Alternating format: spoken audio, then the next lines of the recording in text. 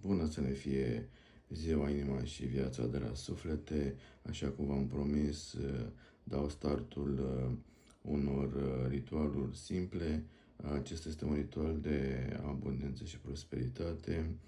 De ce avem nevoie? De un bol, l-am umplut cu orez și cu praf de scorțișoară, 3 steluțe de anason pentru noroc și drumuri deschise, 6 frunze de laur pentru protecție și spor în casă, 9 monede pentru bani curați și stabilitate. Bun, haideți să vedem și estetic cum arată. Adăugăm steluțele de anason.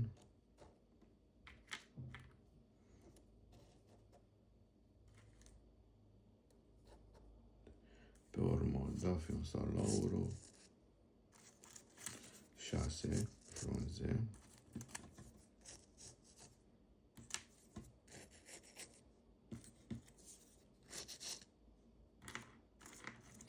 Iar apoi adăugăm 9 monede.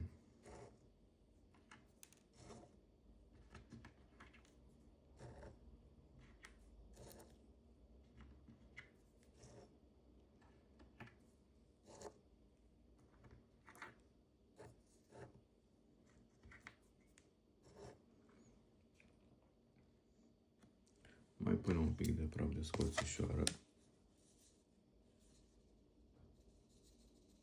în centru. Așa. Să activeze energia abundenței și îl lăsăm la intrare, ori în zona de lucru. Și putem spune așa: casa mea este protejată. Eu primesc cu recunoștință. Dacă și tu ai făcut acest ritual, scrie-mă în privat. Să ne fie de folos. Namaste.